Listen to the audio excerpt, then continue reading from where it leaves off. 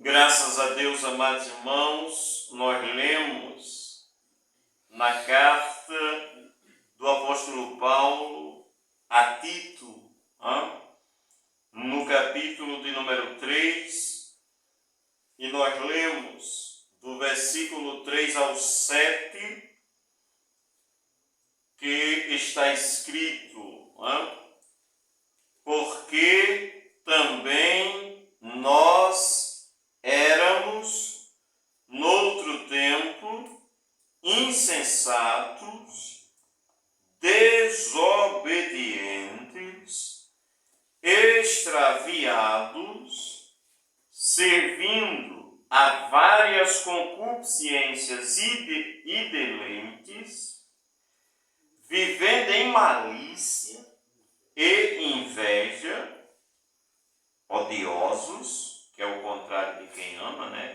Odioso é aquele que odeia, odiando-nos uns aos outros. Pense em umas peças raras, né? Mas, quando apareceu a benignidade e o amor de Deus, nosso Salvador, para com os homens, não pelas obras de justiça que houvéssemos feito, mas, segundo a sua misericórdia, nos lavou pela lavagem da regeneração e da renovação do Espírito Santo, que abundantemente Ele derramou sobre nós por Jesus Cristo, nosso Salvador, para que, sendo justificados pela sua graça, sejamos feitos herdeiros, segundo a esperança da vida eterna. Amém? Carta do apóstolo Paulo a Tito. Localizou aí, irmão? Louvado seja Deus. Quem é vizinho a Timóteo, né? Vizinho a segunda a Timóteo. Glória seja dada ao nome do Senhor.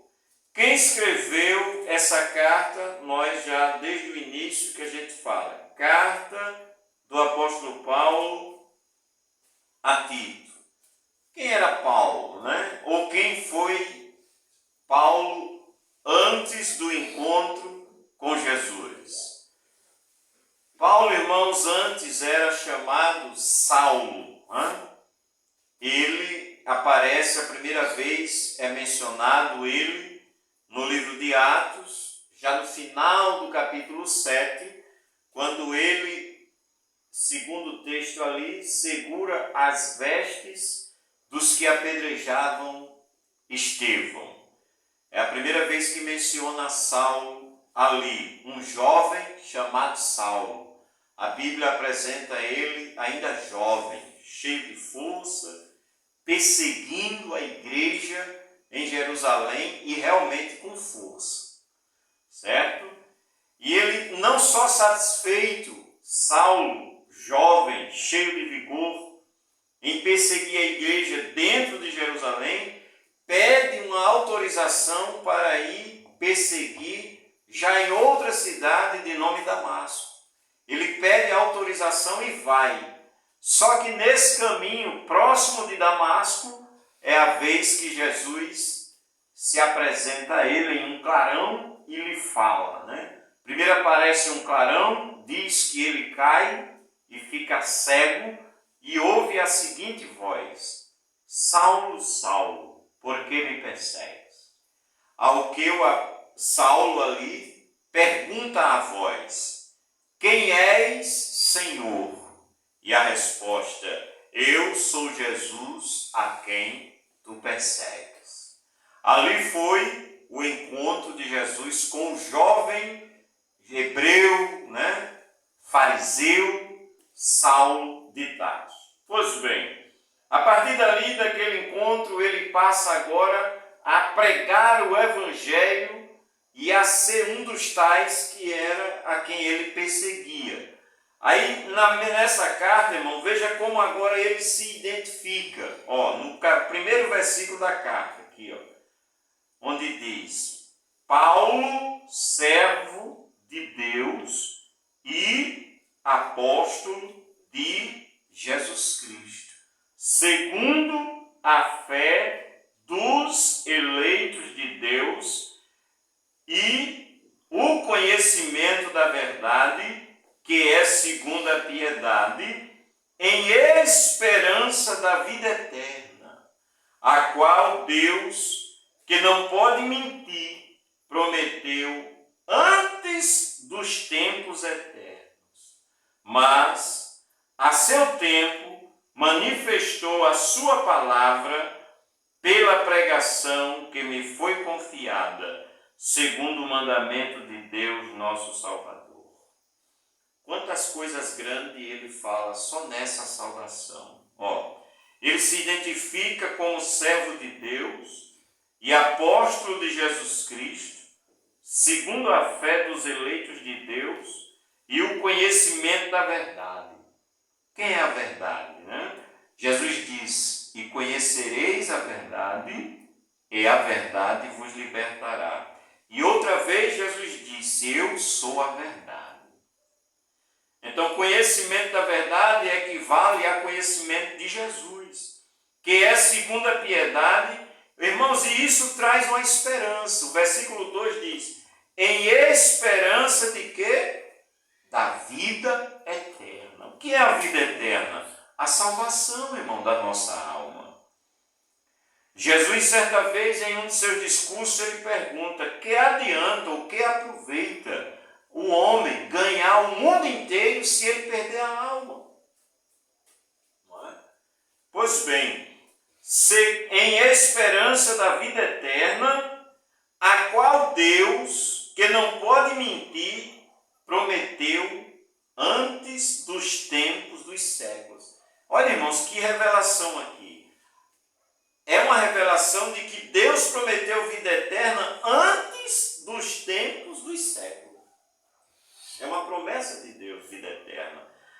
Todavia, ela só foi manifesta, no verso 3, mas a seu tempo manifestou a sua palavra pela pregação que me foi confiada, segundo o mandamento de Deus, nosso Salvador. A Tito, meu verdadeiro filho, segundo a fé comum, graça, misericórdia e paz, da parte de Deus Pai e do Senhor Jesus Cristo, nosso Salvador. Então a carta, esse escrito, foi o apóstolo Paulo escrevendo a Tito, não há dúvida.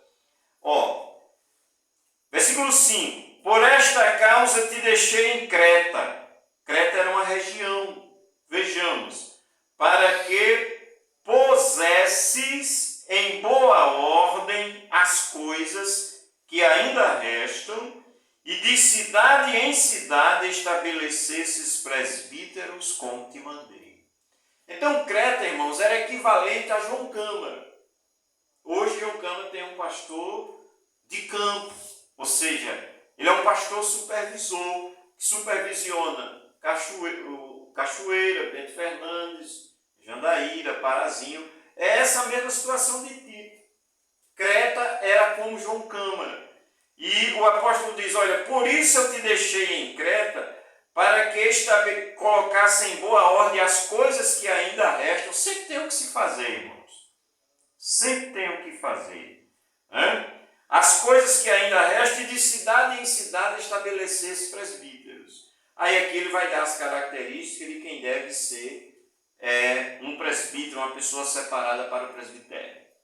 Porém, devido ao tempo, olha o capítulo 2. Exortações, que são aconselhamento amoroso, exortação, certo? Se a gente for olhar exortar, é aconselhar com amor. Então, nós temos aqui algumas exortações aos velhos, às mulheres, aos jovens, aos servos. Tito deve ser ele mesmo um exemplo em tudo. Vamos ver? A gente chega já na leitura que fizemos. Vejamos. Capítulo 2. Tu, porém, ele falando diretamente a ti, fala o que convém a sã doutrina. E o que é doutrina? É o ensinamento da Escritura, o ensinamento da palavra. Vejamos como o apóstolo escreve para aquele supervisor na linguagem de hoje. Tu, porém, fala o que convém à sã doutrina. Versículo 2. Os velhos que sejam sóbrios. Olha a orientação que o apóstolo Paulo aqui já era um homem bem avançado em dias. Ele está ensinando a um jovem pastor que ele chama de filho, segundo a fé, né? Ele está dizendo como se deve fazer na igreja. Os velhos que sejam sóbrios, graves, prudentes, sãos na fé e, como o irmão Josimar estava falando, no amor e na paciência. Está vendo aqui? Versículo de número 4. As mulheres idosas, semelhantemente, sejam sérias no seu viver, como convém às santas, não caluniadoras, não dada a muito vinho, mestras no bem, para que ensinem as mulheres novas a serem prudentes, a amarem seus maridos e a amarem seus filhos, a serem moderadas, castas, boas donas de casas, sujeitas a seu marido, a fim de que a palavra de Deus não seja blasfemada. Vejamos como a palavra de Deus é completa, né? Ela ensina aos pastores e ensina às irmãs de idade, né? Pois bem, as mulheres idosas, semelhantemente, sejam sérias no seu viver, como convém às santas, não caluniadoras, não dadas a muito vinhos, mestras do bem. E é interessante, as mulheres têm uma tarefa de professora, Versículo 4, para ensinarem as mulheres novas. É o caso. Comparando aqui, sendo práticos, a irmã Zefinha, na condição de mais idade, a ensinar a Marinha. A ensinar o quê? Para ensinar as mulheres novas a serem prudentes, a amarem seus maridos, a amarem seus filhos e serem moderadas, castas, boas donas de casa, sujeitas a seu marido, a fim de que a palavra de Deus não seja blasfemada. Essa é a parte das irmãs, para com as irmãs. Exorta semelhantemente aos jovens. Olha, a palavra de Deus, ela ensina, como eu já disse, ensina para o obreiro o que fazer, e ensina para as irmãs, e ensina para os jovens, ensina para todos nós. Versículo 6. Exorta semelhantemente os jovens que sejam moderados. Em tudo te dá, por exemplo, de boas obras. Aí agora já está voltando para o pastor, no caso para Tito, Em tudo te dá, por exemplo, de boas obras. Na doutrina mostra incorrupção, gravidade, serenidade, linguagem sã e irrepreensível, para que o adversário não se envergonhe, não tendo nenhum mal de que dizer de nós. Coisa, Como a palavra é completa. Aí ele agora ensina também aos servos, que são hoje os empregados, aos servos a que se sujeitem a seu senhor. No caso, o empregado se sujeitar ao patrão. E em tudo agradem, não contradizendo, não defraudando, antes mostrando toda a boa lealdade, para que em tudo seja um ornamento da doutrina de Deus, nosso Salvador. Aí ele continua, porque a graça de Deus se há manifestado ou revelado-se, trazendo salvação a todos os homens, ensinando-nos que, renunciando à impiedade e às concupiscências mundanas, vivamos neste presente século, de maneira sóbria, justa e piamente, ou seja, fielmente, aguardando a bem-aventurada esperança e o aparecimento da glória do grande Deus e nosso Senhor Jesus Cristo. Vejamos, irmãos, a orientação dessa palavra. Versículo 11. Porque a graça de Deus se há manifestado, trazendo salvação a todos os homens, ensinando-nos que a graça de Deus nos ensina o quê? Renunciando à impiedade. Ser ímpio é ser perverso, é ser ruim. E aqui está dizendo que a graça nos ensina a renunciar à ruindade, à impiedade, a também renunciar às concupiscências mundanas, que são desejos desenfreados, né? Aí ele diz como devemos viver segundo essa escritura.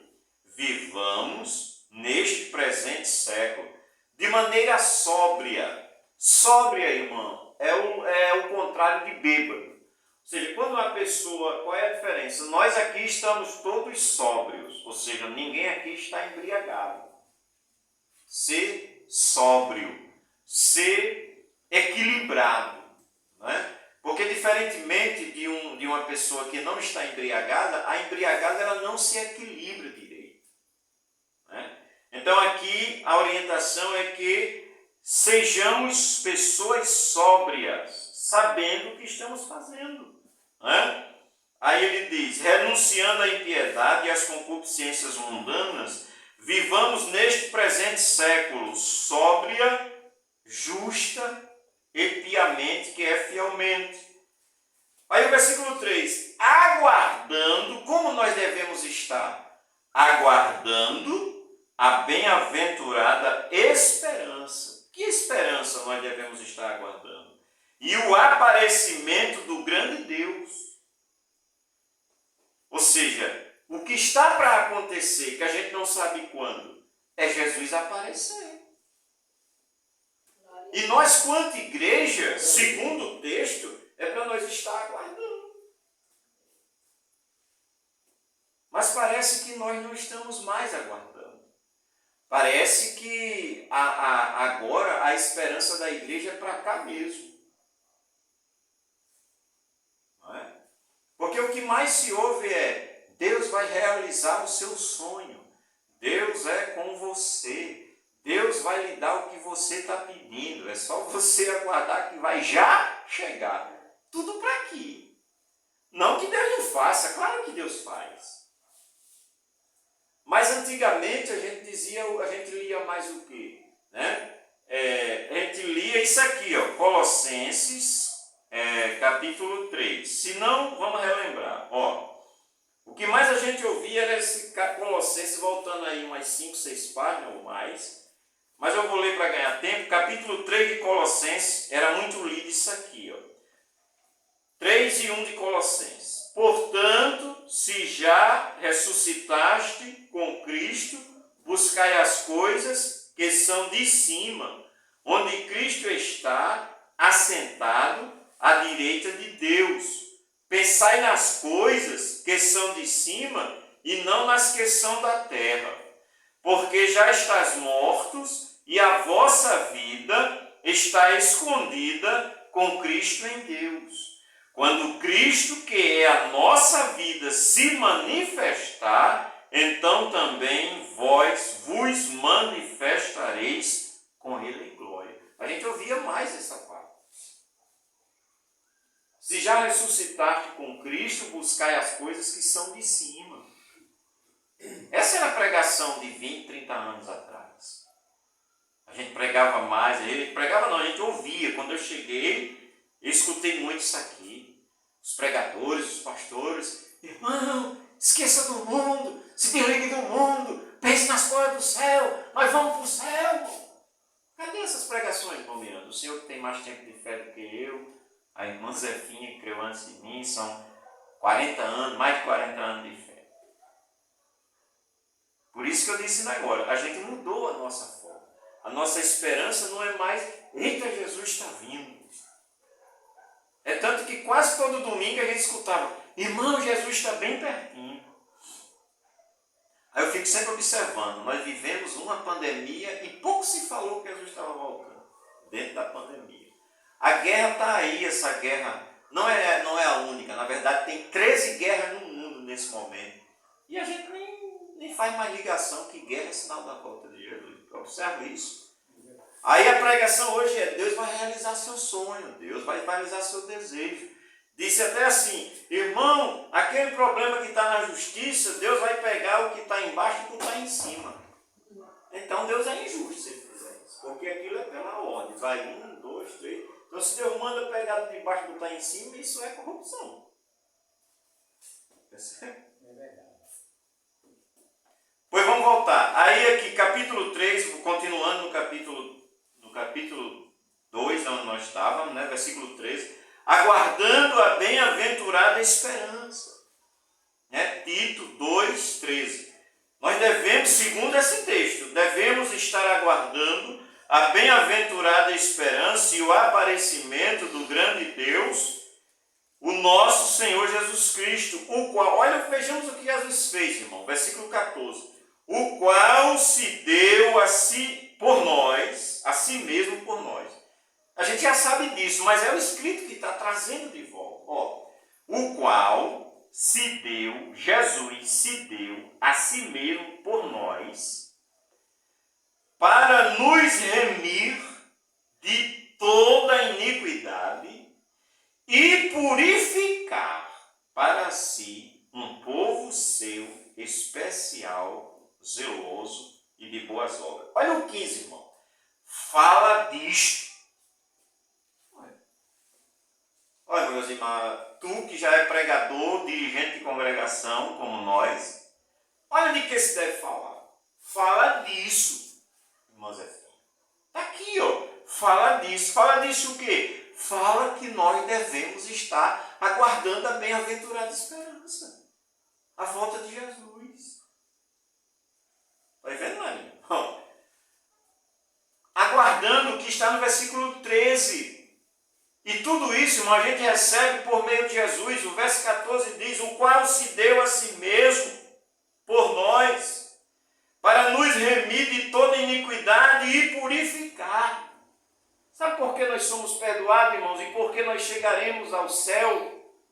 Porque Jesus morreu por nós, senão nós não passávamos, como dizia minha avó, do céu nós não via nem o azul. Ou então, como também as pessoas dizem, fulano disse que vai para o céu, mas só se for para o céu da boca de uma onça. Se não fosse Jesus, não tínhamos salvação nenhuma. Mas como está escrito, verso 14, o qual se deu a si mesmo por nós, para nos remir de toda iniquidade e purificar para si um povo seu especial. Olha o que nós somos agora, irmão. Mas pelo que Jesus fez, pelo sangue que ele derramou, o texto está dizendo que agora somos especiais. Zelosos devemos ser e de boas atitudes. Aí ele diz no 15, fala disto. Está aqui o que se deve falar. Fala disto. Exorta também, exortar não é dar carão. Por muito tempo eu achei que exortar era dar carão. Aí, como diz o irmão Josimar, se a gente for olhar no dicionário, exortar é aconselhar com carinho, é aconselhar com amor. Exorta, orienta, aconselha. O quê? E repreenda com toda a autoridade para que ninguém te despreze. Ele está falando para um pastor de campo. Não é? Que equivale hoje ao pastor Rogério que está em Concão, que é supervisor do pastor Mendonça. Está vendo? Aí ele continua o texto, capítulo 3 agora. Vamos já chegar onde lemos. Ó. Ademoesta-os a que se sujeite aos principados. Está falando de autoridades e potestades, que lhes obedeçam e estejam preparados para toda boa obra. Versículo 2. que a ninguém infamem. O que é infamar, irmãos? É colocar má fama sobre alguém. Infamar era o que José não quis fazer com Maria, ainda que ele tinha motivos. Infamar é colocar má fama. Eu olho aqui, né, minha visão tropa, está meio escuro, tem uma pessoa lá no escuro, eu digo, aquilo é fulano, sem eu ter certeza. Eu posso estar atribuindo uma pessoa que não é, eu estou colocando má fama em alguém, eu não sei o que é. Né? Aí diz assim, que a ninguém infamem, nem sejam contenciosos. Hoje nós lemos, contenciosa é a pessoa que faz contenda por tudo. Né?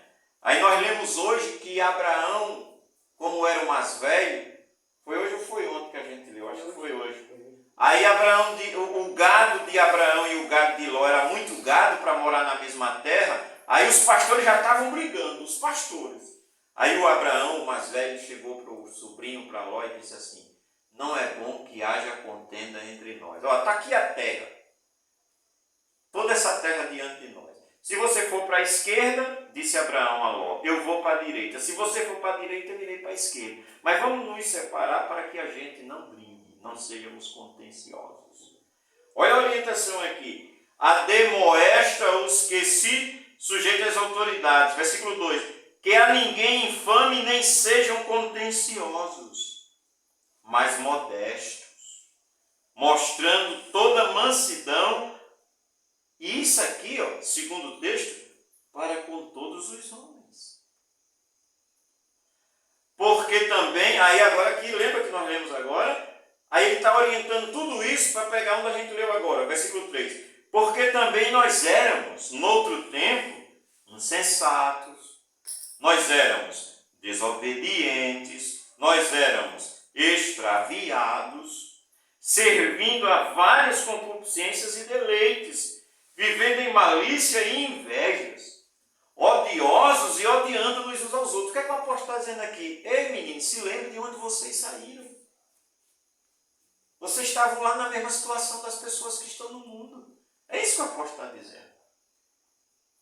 E é por isso, irmãos, que Deus não permitiu que os anjos pregassem. Mas, irmão, os anjos queriam pregar. Aí a gente tem liberdade de pregar e às vezes não pregamos. Que coisa! Enquanto que os anjos queriam pregar. Mas por que Deus não permitiu o anjo pregar? Porque anjo não aceita não. Como você pode dizer isso? Quando o anjo veio dizer ao pai de João Batista que ele iria ser pai, que Isabel ia engravidar, só porque Zacarias perguntou assim, mas como? Se eu e minha mulher já somos velhos. Aí o anjo disse, rapaz, eu sou Gabriel, eu assisto diante de Deus, eu fui enviado só para lhe dizer isso, e como você não acreditou, você vai ficar mudo até o menino nascer. Ele pegou leve com Zacarias. Mas só porque Zacarias perguntou, mas rapaz, eu já sou velho, a Isabel já está avançada em idade. Como é que esse negócio, como é que ela vai engravidar? Pois o anjo, você vai ficar mudo. Aí imagina se o anjo sai pregando e o cara diz, negócio de Deus, ele simplesmente dá uma espada na cabeça do cabra. Não ia aceitar, irmão, não ia dar certo. Porque o anjo não aceita. Essa afronta que o pecador diz com o outro. Mas aí a gente vai evangelizar e o cara diz, eu não creio em Deus, a Bíblia, tudo isso é papel. Na hora que um anjo estivesse evangelizando e o cara dissesse, isso aí é papel, rapaz, todo mundo, ele matava o camarada, mano. Aí não dá certo. Aí quem Jesus manda para evangelizar? Um cara que também dizia a mesma coisa ou pior. E quando escuta alguém dizer, aí muitas vezes a gente diz assim, rapaz, eu era pior do que você. Aí, tá vendo a diferença? Pois é isso que o apóstolo está dizendo. Olha, lembrai-vos porque nós também éramos. Olha quem era o apóstolo Paulo, como eu falei no início. Ele perseguia a igreja, agora ele está ensinando. Olha o contrário. Que coisa grande. É isso que Deus faz. Eu não deu tempo de ser um caba bravo, mas já ouvi Miranda dizer que se o caba brincasse, ele ia nas orelhas do caba bem ligeiro. Aí Jesus pegou, como ele estava falando domingo, e transformou. Olha, hoje ele tem condição de chegar numa pessoa e dizer, eu era assim assado. Percebe? É isso que esse texto está dizendo. Olha, nós éramos. É a mesma coisa que ele está dizendo. Ele não diz isso aqui. Se lembre de onde vocês eram. Se lembre de quem vocês eram. Mas nós éramos tudo isso, extraviados, desobedientes, servindo a vários deleites, cheios de malícia e de inveja. Aí, versículo 4. Mas, quando apareceu, a benignidade, que é a bondade e o amor de Deus, nosso Salvador, para com os homens, eu vou citar uma palavra que não que seja, que na verdade é a provisão de Deus. Aí foi a nossa sorte. Porque era para nós ser destruído. Não é isso que diz a Escritura? Se não fosse a misericórdia de Deus, há muito que nós teríamos sido destruídos. Mas veio, versículo 4, mas quando apareceu a benignidade e o amor de Deus, quem? Nosso Salvador para com os homens. É aí onde a gente lê, porque Deus amou o mundo de tal maneira que deu o seu Filho. Por isso que nós estamos aqui. Para com os homens. Aí o verso 5 me chama a atenção. Não pelas obras de justiça que houvéssemos feito. Porque que obra de justiça a gente fazia antes de conhecer Jesus? Qual é a nossa obra de justiça? Era essa do verso 3. Porque nós éramos, noutro tempo, insensatos, desobedientes, extraviados, servindo a várias concupiscências e deleites, vivendo em malícia e inveja. Essa era a nossa situação. Aleluia. O camarada evangelizava e o camarada jogava fumaça de cigarro na cara do evangelista. Não era assim? Essa era a vontade que a gente fazia. E Deus trabalhando na nossa vida. É por isso que aqui está dizendo que nós somos salvos, não é pelas obras de justiça que nós houvéssemos feito, que nós não fazíamos, não. Nós era cabra rim e fazia o que era rim. É o que o texto está revelando. Não pelas obras de justiça que houvéssemos feito. Mas então por que o homem pode ser salvo e é salvo em Cristo? Mas, segundo a misericórdia. Nós só estamos aqui porque Deus é misericordioso. Foi misericordioso com cada um de nós. E tomando aqui por base, como estávamos ouvindo o irmão Miranda falar, imagina Deus fosse levar em conta as nossas ações, como diz no Salmo 103. Deus não nos tratou segundo os nossos pecados. Porque se Ele tivesse tratado, nós estávamos tudo virado carvão. Tomando o testemunho do irmão Miranda por base. Deus mandou o cara do sul do país, do Pará, Mato Grosso, lá do sul, para evangelizar um cabo aqui no Rio Grande do Norte e o cabo dando a fumaça na cara do outro. Você aceita? Você não aceita, irmão. Se fosse o contrário, o irmãozinho fumaçando no rosto de Miranda, do jeito que ele tinha dado a mão na cara. Meu irmão. Aí Deus vai mesmo assim, como ele disse, levou o cara. Então você e eu somos salvos, não é porque nós prestávamos, não, mas é porque nós... Por isso é salvo. Porque não prestava e Deus foi lá e resgatou. É o que esse texto está dizendo. Glória a Deus. Aleluia. Não pelas obras de justiça que houvéssemos feitos, mas segundo a sua misericórdia, nos salvou. Ele salvou pela misericórdia, porque Ele é quem é bom. Glória a Deus. Segundo a sua misericórdia, nos salvou pela lavagem da regeneração e da renovação do Espírito Santo, que abundantemente Ele derramou sobre nós. E é uma misericórdia, irmão, que é derramada, sabe? Não é aquela coisinha assim que a gente pega um copo d'água e fica com pena, sabe? Não, é derramado. Está aqui, que Ele derramou. Então quem derrama, Ele joga. Não é com medidinha, com um golinho, uma torneirinha pingando. Diz que Ele derramou, que abundantemente Ele derramou sobre nós. E por quê, irmão? Por Jesus Cristo, nosso Salvador. Glória a Deus. para que, sendo justificados pela sua graça, sejamos feitos herdeiros. Olha que coisa fora do comum. O camarada é ruim, Josimar, não quer saber de Deus. Não quer, irmão. O ser humano, na sua natureza caída, ele não quer saber de Deus. A Bíblia revela isso do começo ao fim. Aí Deus manda Jesus. Jesus morre pela pessoa. Derrama o sangue dele todinho. Aí quem crê nessa palavra, agora é transformado em herdeiro de Deus. Já pensou? Tem lógica. Humanamente não tem. Não tem. Porque o inimigo, humanamente falando, o cara quer matá-lo. A conversa com o inimigo, no mínimo, é deixar ele quieto. E se aproximar, o negócio não dá certo. Geralmente, dois inimigos, se ele vier no caminho, se puder desviar, desvia. Para não passar nem perto do outro. Aí Deus pega o homem caído, porque o homem inimigo, o homem no pecado, ele é inimigo de Deus. A Bíblia é muito clara nisso. Aí Deus pega esse inimigo e transforma agora ele em filho e dá herança. Só crê pela fé. Não tem como. Está aqui, ó. Bendito seja o nome do Senhor. Capítulo, deu um vento, soprou aqui, mas está aqui, ó. Para que, versículo 7, sendo justificado pela sua graça, fôssemos feitos herdeiros, segundo a esperança da vida eterna. E veja o verso 8. Fiel é a palavra. Quem é fiel?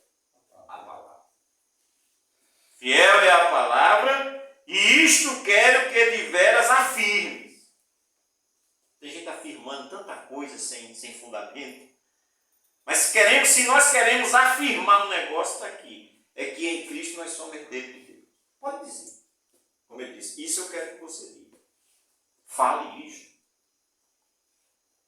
Mas tem tanta gente afirmando tanta coisa sem fundamento. Mas está aqui, ó. Fiel é a palavra, e isto quero que de veras afirmes, para que os que creem em Deus procurem aplicar-se às boas obras. Estas coisas são boas e proveitosas aos homens. Aleluia. Pode falar essas verdades. Glória a Deus. Segundo a Escritura. Agora ele faz uma advertência, mas não entres em questões loucas. Meu Deus. Genealogias e contendas e nos debates acerca da lei, porque são coisas inúteis e vãs. Ao homem herege, depois de uma e outra admoestação, evita-o, sabendo que esse tal está pervertido e peca, estes tanto já em si mesmo, ou melhor, estando já em si mesmo condenado. Meu Deus. Quando te enviar Artemas ou Tíquico, procura vir ter comigo a Nicópolis, porque deliberei invernar ali. Acompanha com muito cuidado Zenas, doutor da lei, e Apolo, para que nada lhes falte. E os nossos aprendam também a aplicar-se às boas obras, não nas coisas necessárias, para que não sejam infrutuosos. Saudam-te todos os que estão comigo, sauda tu os que nos amam na fé. A graça seja com todos. Amém. Amém. Glória a Deus. Que Deus nos abençoe, irmãos, que, como costuma se dizer, fiquemos com esta palavra. Aleluia. Amém. Glória a Deus. Graças a Deus, vamos ficar de pé, agradecidos a Deus por esta oportunidade, onde aqui estivemos, irmãos, lendo a palavra. Glória a Né? Deus. Lendo a palavra, e que Deus nos ajude, e que Deus dê uma semana a cada um abençoada, né? Graças a Deus, vamos orar.